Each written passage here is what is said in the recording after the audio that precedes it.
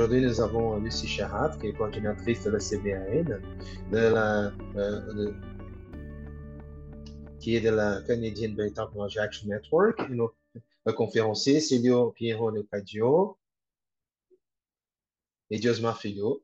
Donc, le sujet, c'est la résistance des terres contre les plantations d'eucalyptus au Brésil, contre le vol des plantations d'eucalyptus au Brésil. Donc, Lucie, merci aussi d'être là pour nos conférenciers. Et maintenant, on va discuter à propos des problèmes aujourd'hui que nous avons sélectionnés. Donc, merci, Darine, et merci aussi pour la Union des fermiers nationale. Donc, j'ai eu euh, le privilège de connaître Célio en personne dans sa communauté au Brésil en mai. Il était j'étais là-bas avec Kathleen Ducci-Canicat, ma collègue de la euh, Network Action, Canadian Biotechnology Action Network, donc le réseau d'action biotechnologique du Canada. Et nous ont été invités de joindre le groupe international pour la campagne d'arrêter les arbres modifiés génétiquement. Donc, cette rencontre s'est passée au Brésil parce qu'il y a des régulations, des politiques qui ont récemment été approuvées au Brésil par rapport aux eucalyptus tolérants au glyphosate. Et ça n'a pas encore été planté, mais c'est très sérieux pour le développement de ce type d'histoire par rapport aux arbres génétiquement modifiés et pour l'histoire des eucalyptus au Brésil, parce que les eucalyptus modifiés génétiquement sont développés principalement par la compagnie de cellulose et de pâte à papier Suzano.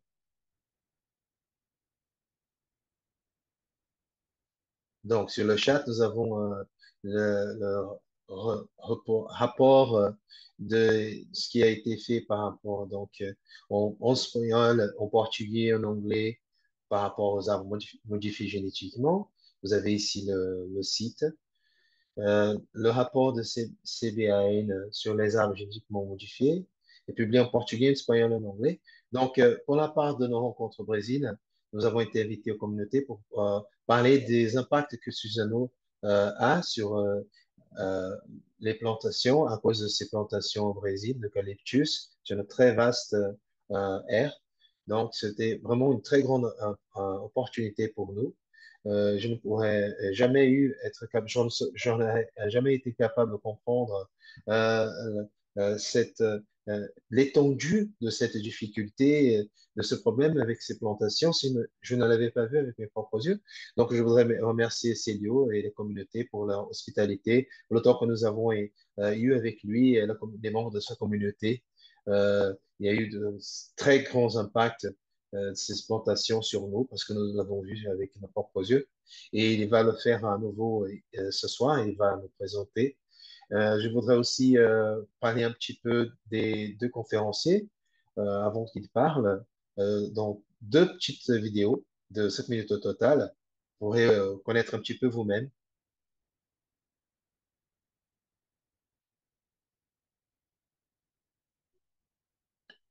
Donc, au Brésil, le traducteur David Hathaway et le traducteur d'anglais et portugais, et José Ramos aussi, mais aussi en français. Merci à eux. Donc, Célio,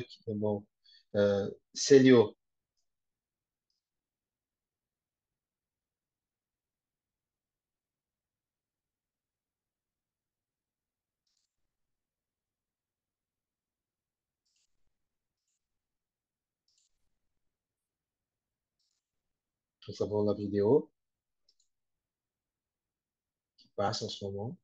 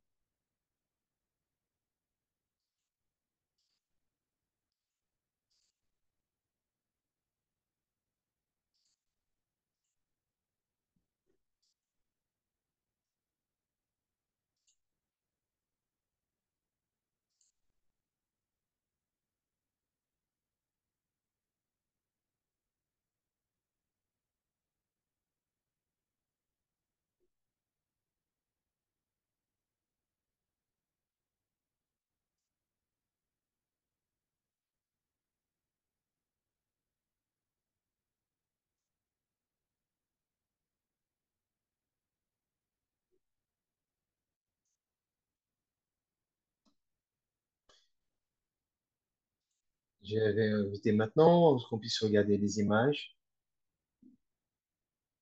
du, de la communauté du MST au nord de Espírito Santo, au extrême sud de Bahia.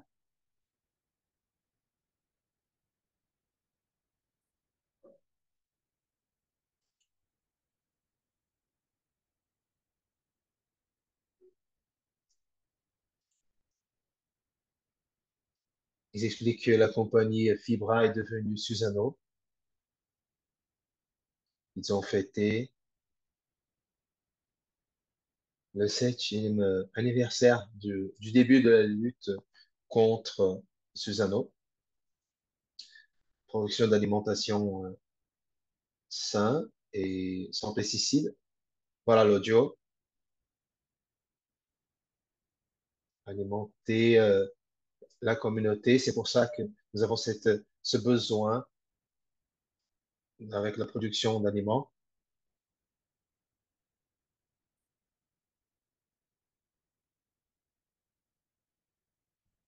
Au lieu d'avoir de l'eucalyptus, nous pouvons planter d'autres types de légumes, de verdure, et nous pouvons alimenter et s'alimenter de manière plus saine.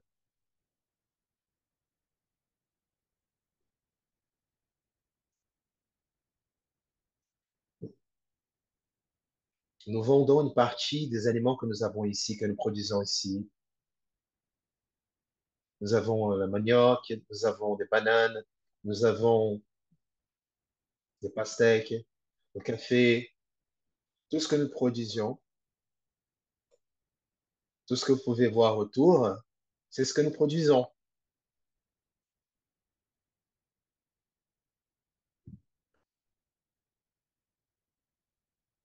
Même en savant que la lutte n'est pas facile, mais nous continuons à résister pour la lutte, pour avoir notre terre et contre l'entreprise Suzano et la plantation d'eucalyptus. Et nous défendons la production d'aliments sains. En plus de la production, quand nous sommes arrivés ici,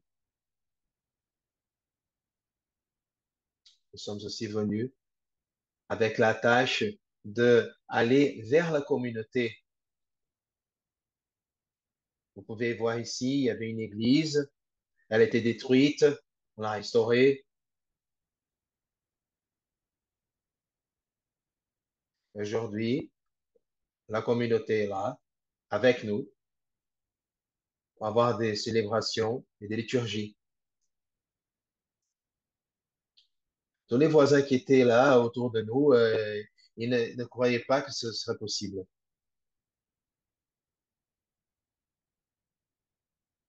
Mais l'AMST est venu et a fait ce que vous voyez pour la communauté.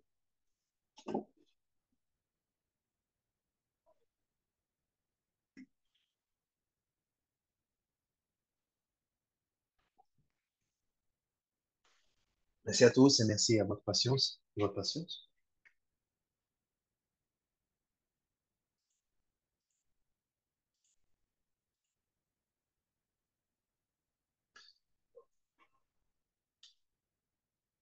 Maintenant, je vais passer le microphone à Célio. Merci beaucoup.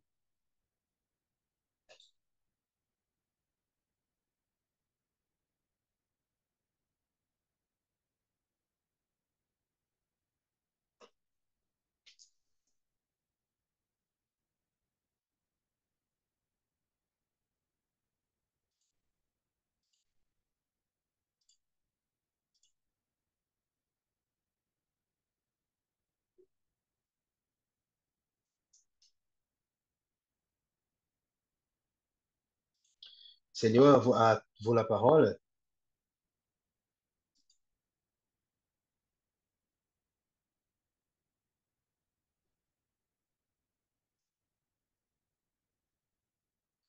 C'est avec un grand plaisir que je suis ici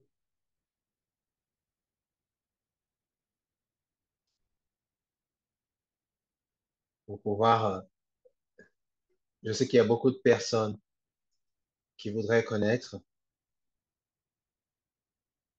notre réalité, la réalité de notre communauté, de du Brésil. Et ici, j'apporte une grande dénonciation que vous êtes venu du Canada.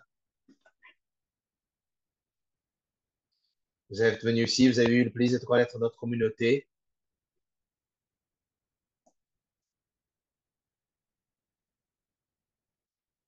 Je crois vraiment que seulement vous pourrez nous aider. Dans le sens pour assainir la terre.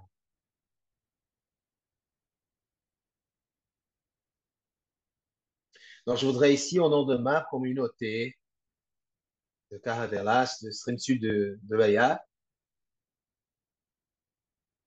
le monde connaît la réalité, ce qui se passe ici, dans notre territoire.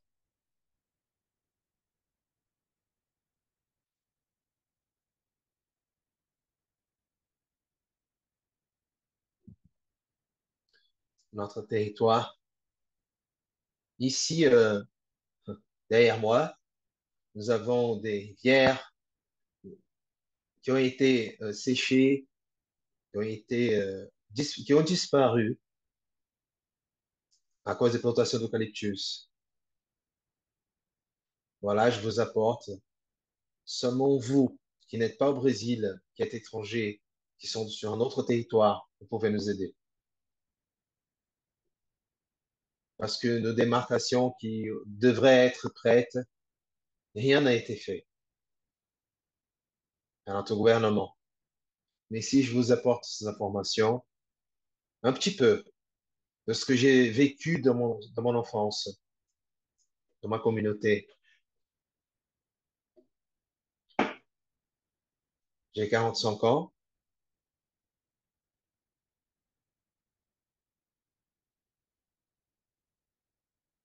et j'ai vécu de bonnes époques avec beaucoup de nourriture dans mes terres, dans ma communauté où je suis né.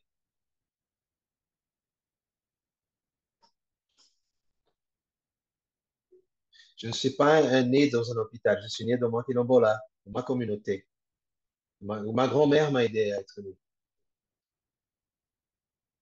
À partir du moment,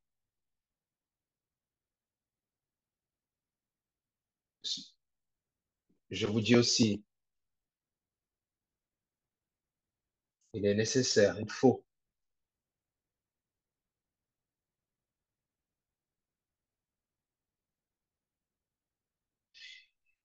il faut qu'on fasse un travail ensemble pour être capable d'atteindre notre objectif. Nos communautés ont beaucoup besoin de votre aide.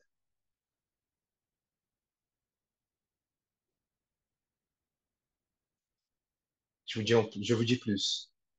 Notre communauté a déjà été une communauté avec beaucoup de production, mais aujourd'hui, nous sommes totalement limités, totalement entravés à cause de l'entreprise Suzano.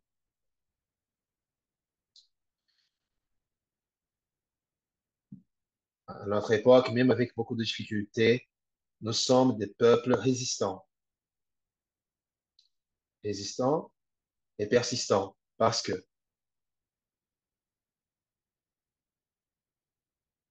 rien ne peut survivre dans une terre avec ce type d'atrocités avec lesquelles nous faisons face dans notre quotidien.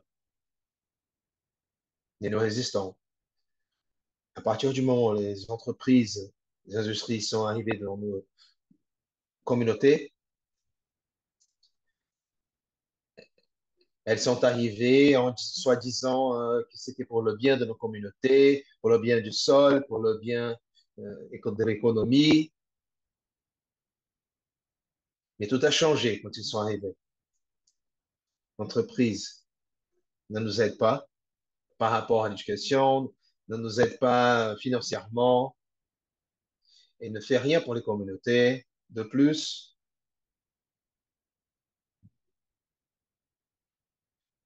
elle distrait et extrait, fait des distractions et produit grâce à nos sols, notre sol. De plus, ce que nous voulons ici, on a seulement,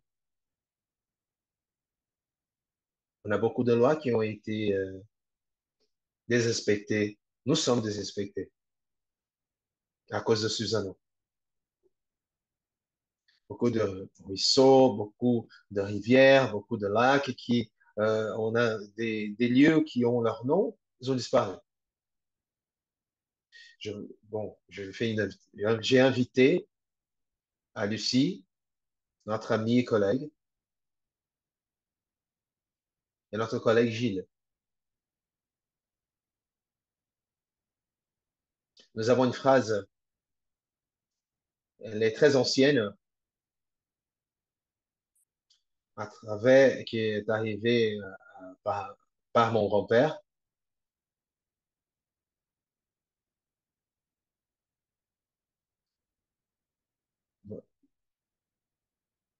Mon grand-père ferait 110 ans au 27 octobre 2023 s'il était vivant. Mais il est mort en 2008 et il n'est plus entre nous. Mon grand-père Leocadio, j'ai ce surnom grâce à lui. Et je vous dis que s'il était entre nous, il aurait 110 ans. Il était une personne incroyable. Il a laissé euh, de grands exemples pour tous.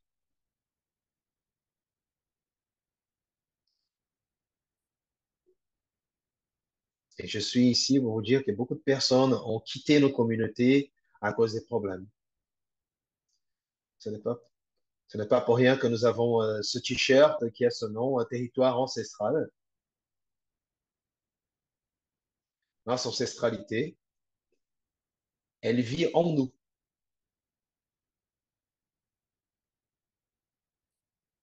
à travers nos luttes, nos combats, tout ce on a passé, ceux qui sont plus anciens, encore dans notre communauté. Il y a plusieurs personnes que nous devons remercier et nous devons aider à continuer leur lutte.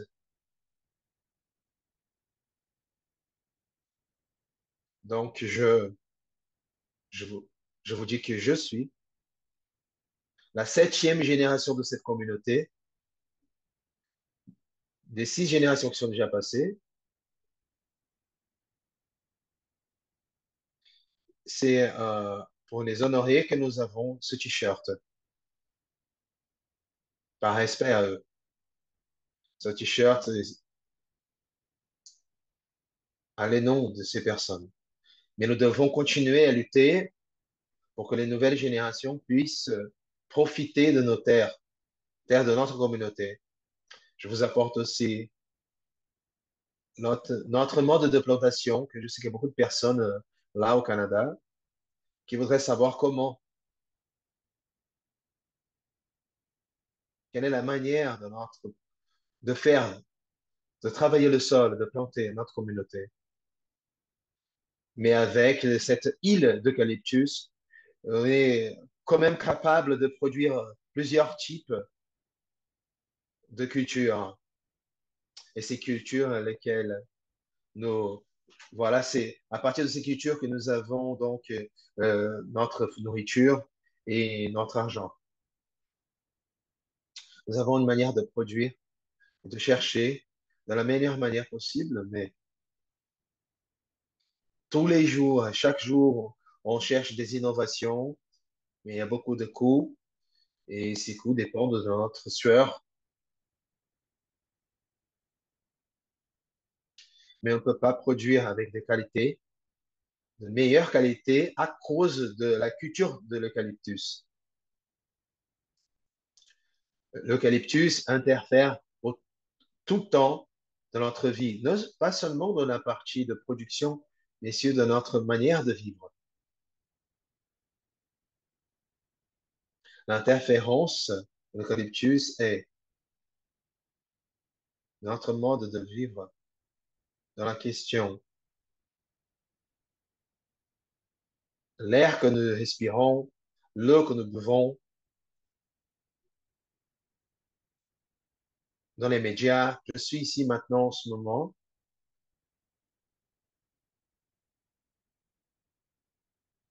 Et moi, je ne peux pas vivre dans ma communauté, justement parce que le territoire est occupé par Susano.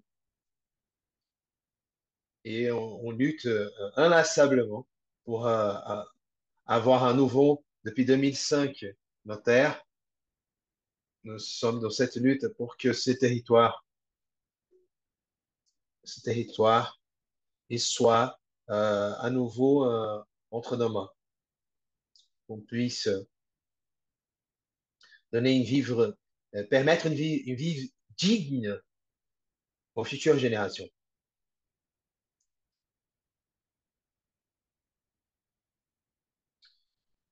Donc, vous êtes venu ici dans notre communauté et vous avez vu ce qui est l'eucalyptus, ce qu'il fait. Il est pervers.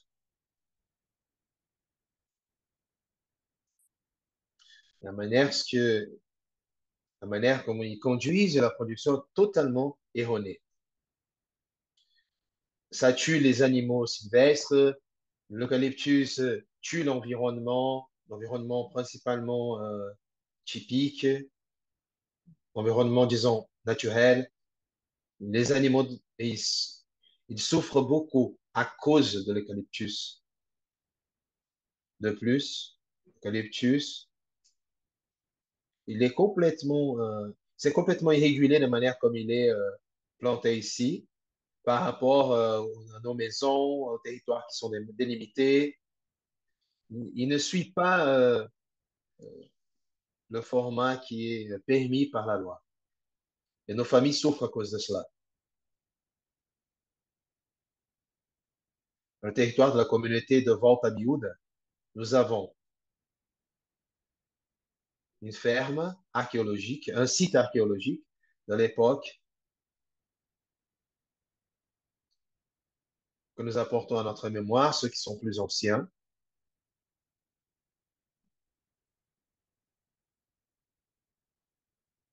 C'est un lieu qui devrait être respecté, mais l'entreprise de cellulose ne le respecte pas. Elle plante l'eucalyptus, elle le dégrade, elle détruit les ruisseaux, l'environnement, elle fait tous les processus qu'elle ne devrait pas faire, hein, tous les procédés industriels. Et il nous attaque aussi par rapport à notre sommeil, à cause du bruit des machines. Ils détruisent les routes par où nous devions passer. Vous allez voir tout à l'heure les vidéos.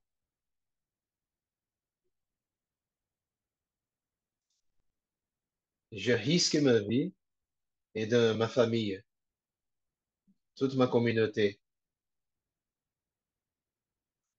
à cause de et contre cette entreprise d'eucalyptus, de plantation d'eucalyptus et d'exploitation d'eucalyptus. Depuis 2017, nous travaillons avec le ministère public fédéral inlassablement auprès du gouvernement, d'une forme que ils essaient de faire leur rôle, mais il y a quelqu'un qui entrave les démarches régulières, notre lutte devant le gouvernement fédéral. Nous avons plus de 1000 pages de procès, plus de 1000 pages de documents, de dénonciation, seulement devant Tamihoud. Et c'est aussi, je vous dis, je n'apporte pas seulement la communauté de Volta-Mioud, je vous parle aussi au nom des autres communautés qui sont autour. L'extrême sud de Bahia, c'était plus de 20 communautés quilombola. Mais actuellement, nous avons 8 communautés qui sont certifiées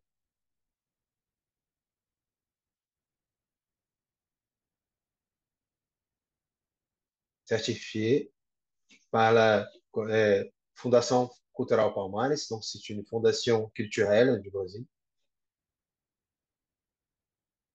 Ces communautés sont Voltamonil de Caravelas, Nayá Caravelas, Mutum Caravelas,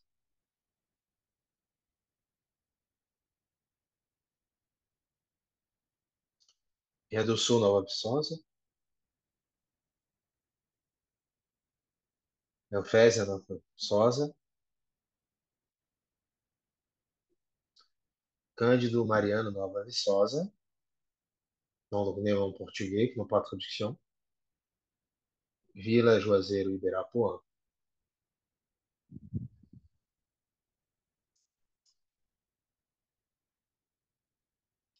e a comunidade de Motá a Itaí, a municipalité de Itaí.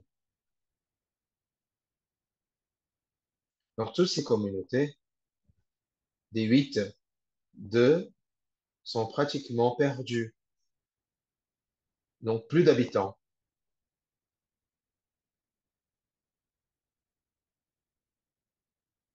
Naya et Mutum, il n'y a plus d'habitants là-bas, ils sont partis.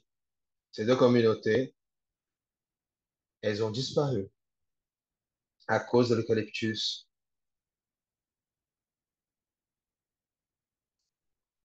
Malgré tout cela, je peux vous dire, notre forme de plantation, notre technique de plantation, nous plantons d'accord chaque saison de l'année, d'après chaque saison de l'année. C'est pour ça que nos communautés produisent un peu de chaque légume, un peu de chaque chose. Malheureusement, nous n'avons pas d'eau suffisante pour irriguer,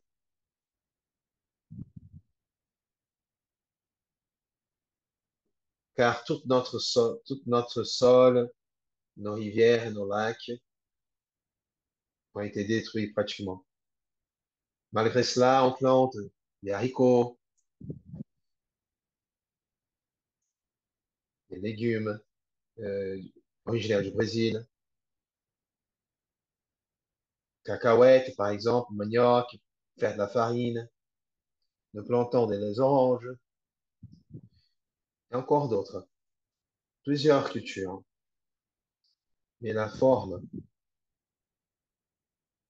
et les productions dépendent grandement des saisons de l'année. Malgré, à cause de cette monoculture, toute notre région a été extrêmement modifiée. À mon époque, quand j'étais plus petit,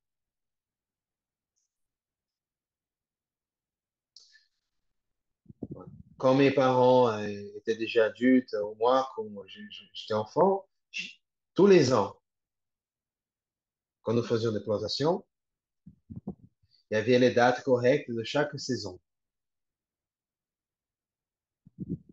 Exemple par lequel le mois de mars pour nous, ici serait la plantation du maïs et des haricots. Actuellement, on n'arrive plus à planter des haricots et du maïs à cette époque-là, à cause de la rareté de pluie et d'eau.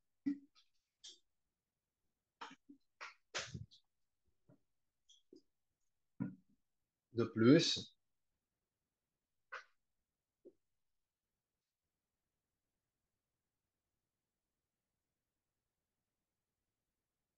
autour de la communauté, nous avons des difficultés par rapport à être voisins de Susano. J'ai aussi réussi à comprendre que, à mon époque, je me rappelle, dans ma mémoire, l'entreprise qui a fait de la déforestation pour mettre de l'eucalyptus. Actuellement, actuellement, elle a fait une route, cette route par laquelle elle détruit plusieurs espaces ruraux.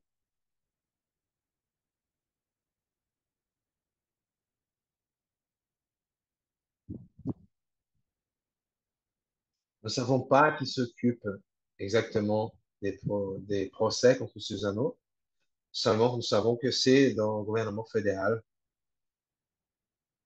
Mais les dommages environnementaux ont été extrêmement importants. Vous qui êtes venu ici, vous avez été présent, vous avez vu la difficulté que nous avons à nous mouvoir, les difficultés que l'environnement souffre, que nous souffrons. Il y a des très, très, très grands camions qui passent par ici.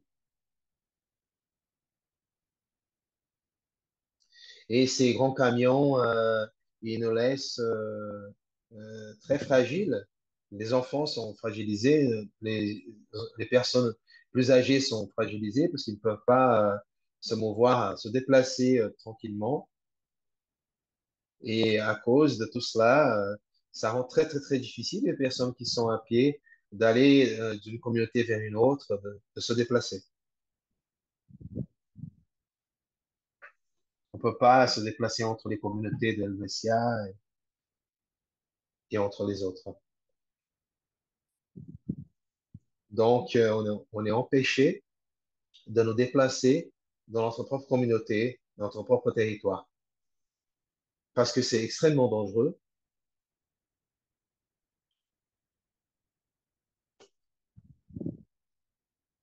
Ces terres qui, euh, ces terres qui appartiennent en fait aux communautés, en fait, ne sont pas la communauté. Ce sont des chemins que nous pouvons dire qui sont des chemins perdus.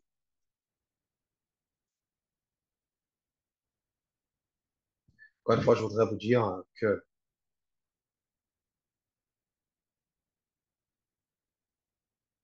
malgré tant de difficultés, nous sommes un peuple heureux. Et cette joie, elle est là grâce à nos ancestraux qui nous donnent de la force, ils donnent de la foi, ils donnent de la force, ils donnent de l'énergie pour résister. Donc, je vous dis, cette expérience ici que vous nous apportez, est fantastique pour nous parce que comme ça, nous savons que quelqu'un peut nous aider, quelqu'un pense que nous sommes importants. Je remercie beaucoup à Lucie, aussi à Beto de Phase, qui est une entité non gouvernementale de l'Esprit Santo.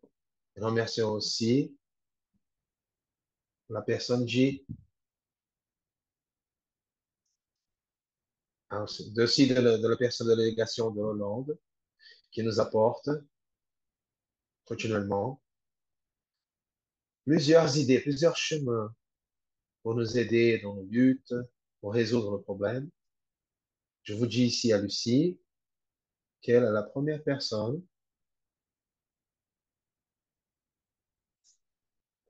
qui a été émue, qui s'est préoccupée avec notre cause. Je ne peux pas non plus éviter de remercier à tous,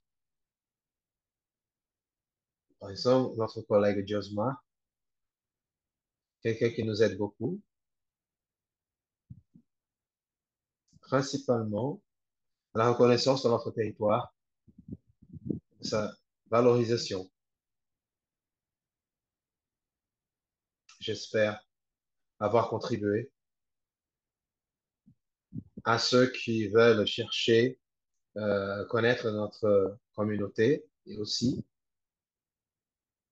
je suis complètement à votre disposition, entièrement à votre disposition, que nous puissions contribuer avec tout ce qui est nécessaire, tout ce qu'il faut. À partir du moment où nous sommes dans ce type de lutte, j'entre avec tout mon être dans cette lutte pour vaincre. Et c'est pour ça que nous, ici, dans nos communautés, nous vainquons toutes ces batailles. Nous sommes tous ensemble. Mais je vous dis encore une fois, nous voulons encore une opportunité, pas pour moi, mais pour nos communautés, pour que nous puissions arriver à avoir un jour l'opportunité d'être présents avec vous, où vous êtes, à l'université, pour avoir un débat présentiel.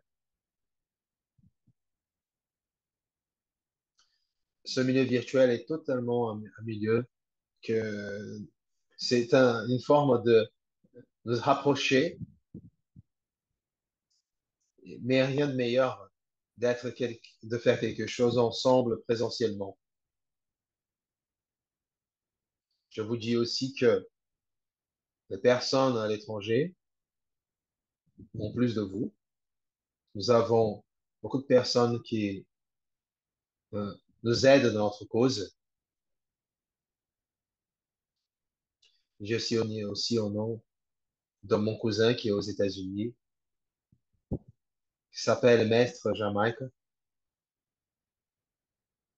il a emporté le nom de notre communauté quilombola.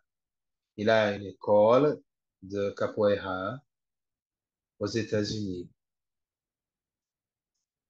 Cela, pour nous, est un honneur très grand parce que cette école a le nom de notre communauté. Ce nom porte à Mioud à l'étranger. Parce que comme ça, je vous dis que Volta Mioud est une communauté extrêmement riche en culture. Et ces luttes, elles sont de plus en plus difficiles et nos cultures sont de plus en plus diminuées et détruites à cause de l'agrobusiness chaque jour. Au moins, au moins, chaque jour, avoir le minimum des droits reconnus pour notre communauté. Le syndicat qui est là, établi, où j'ai été invité pour parler. Merci beaucoup pour cette opportunité que nous parlons ici. Je ne voudrais pas commettre d'injustice avec quiconque, mais je vous dis que vous tous, pour nous, sommes extrêmement importants pour notre cause et pour notre lutte. De plus, je vous dis que après cette live, c'est en direct sur ce que nous faisons ici, je voudrais que nous soyons capables beaucoup d'autres possibilités pour arriver à un dénominateur que notre communauté mérite. Je vous apporte aussi ici, au nom de toutes nos communautés, au nom de toutes nos familles. Nous avons beaucoup de familles ici dans la communauté, dans des communautés, puisque à partir du moment où j'ai de la vie et de la santé, je serai ici pour lutter. pour lutter pour notre peuple. Et je ne peux pas oublier de remercier à vous tous. Merci beaucoup de la part de notre communauté à vous tous.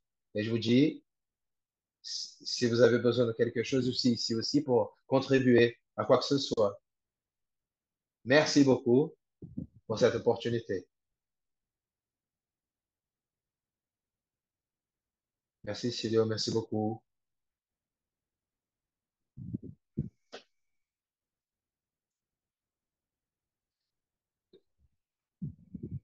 Je suis très heureuse d'écouter, euh, de vous écouter. Maintenant, je vais laisser Dieusemar prendre la parole. Bonjour à tous, bonsoir. Je remercie l'invitation d'être ici avec Célio, dans ce lieu, de pouvoir contribuer, parce que c'est ce que Célio a dit. La terre et les territoires sont en train de disparaître, sont endommagés depuis des décennies.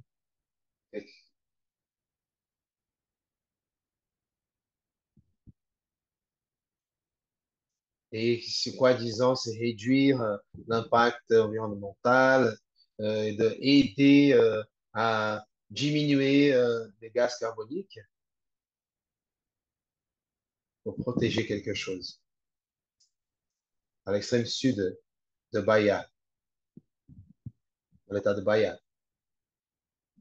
Donc, on vous remercie pour cette invitation parce que c'est un défi, ce que Célio a lancé, de protéger ces territoires. C'est d'essayer de penser de comment avoir l'eucalyptus, avoir une réforestation, parce que l'eucalyptus, elle détruit les terres.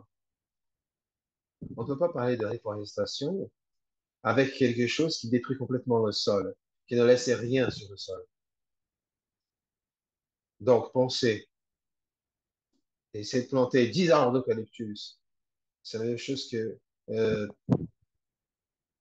200 hectares ou 5000 hectares d'eucalyptus à Fort Wood. C'est un territoire. Vous avez pratiquement 5000 hectares qui sont impactés, plantés d'eucalyptus. Donc, vivre dans cet environnement comme celui-ci, c'est de vivre dans un environnement de pas de biodiversité, de pas société. Mais il y a ce qui est difficile, c'est ce silence de ce crime environnemental et social. On peut considérer que c'est financé par l'État brésilien. L'État brésilien prend l'État pour financer cette culture, cette industrie de Suzano. Et c'est pas au bénéfice de la société du Brésil, parce que cette cellulose, elle est favorable à l'industrie de papier, de pâte à papier, de cellulose. Et l'eucalyptus, c'est ce qu'il devrait accomplir sa mission de euh, sustainabilité. Il ne fait pas du tout ça. Au contraire, il détruit la terre. C'est pas seulement la mort de la terre, mais établir la mort des eaux. Parce que tu exportes toute l'eau pour produire cette monoculture, produire cette industrie, à vrai dire. Tu établis donc sur la terre cette eau qui est exploitée, une industrie. Et après, c'est favorable à des groupes qui ne sont pas nécessairement au territoire brésilien. Donc, l'appauvrissement de la région prouve les 30-40 dernières années, cette industrie de cellulose établie sur cette terre, l'exploitation de l'eau, n'a porté aucune amélioration pour les sociétés et les communautés. Aucun développement.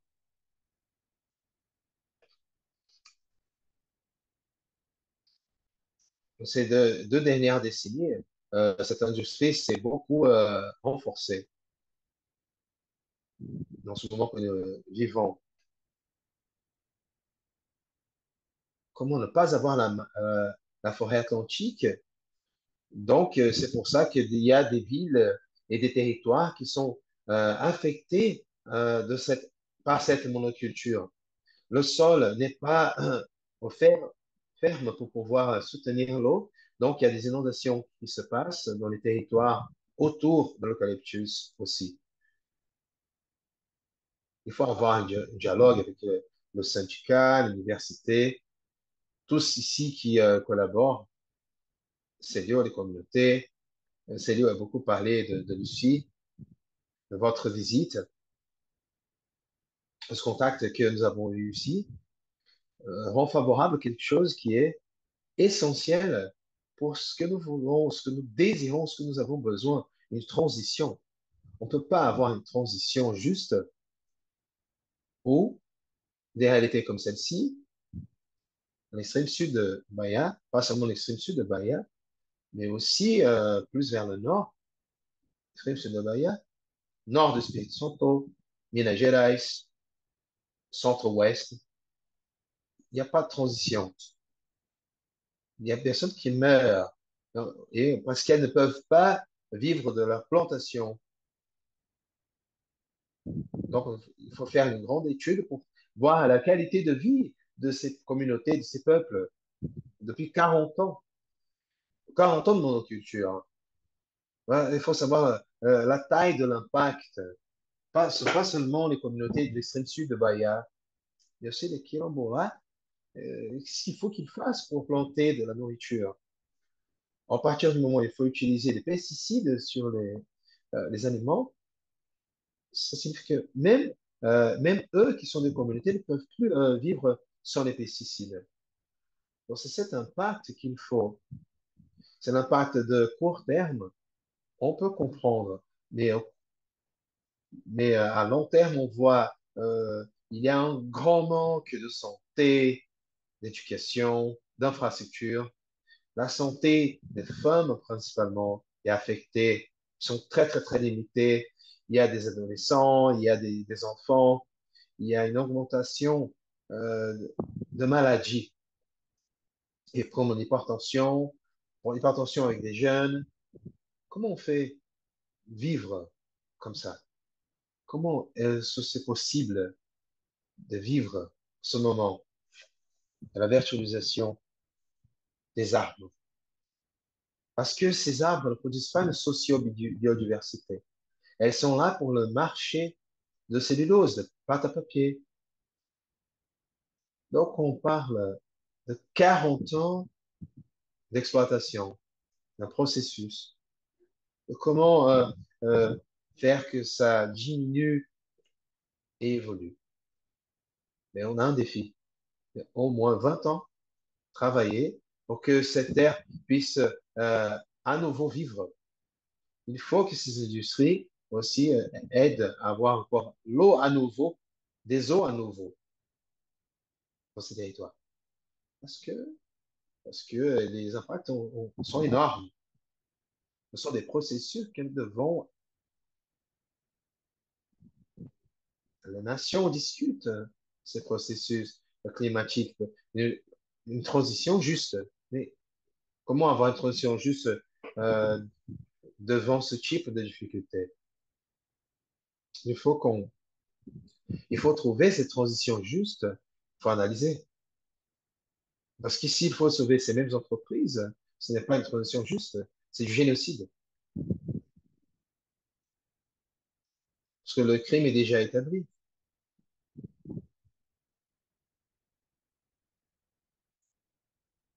Parce que si aujourd'hui les personnes vivent et doivent consommer des pesticides, comment on peut faire? C'est du produit colombola, mais ce n'est plus du produit colombola parce qu'ils sont obligés d'utiliser les pesticides pour pouvoir planter et exploiter. Parce qu'on peut seulement travailler cette terre si on utilise des pesticides. Parce qu'il y a des produits chimiques qui sont plus natifs. C'est un poison qui ne nourrit pas seulement les communautés, mais ils essayent aussi de vendre ces produits. Donc, voilà ce que je dis. Ça, c'est ma vision. Il faut mobiliser les syndicats. Il ne faut pas seulement avoir une réforestation. parce qu'il y a aussi une violation des droits humains. Comment faire une transition juste? Avec tout ça, merci à tous pour ce moment.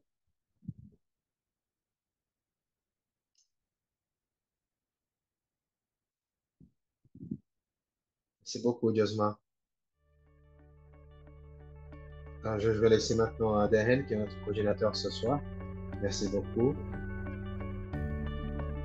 Merci, Célio. Merci, Josma, sur la présentation.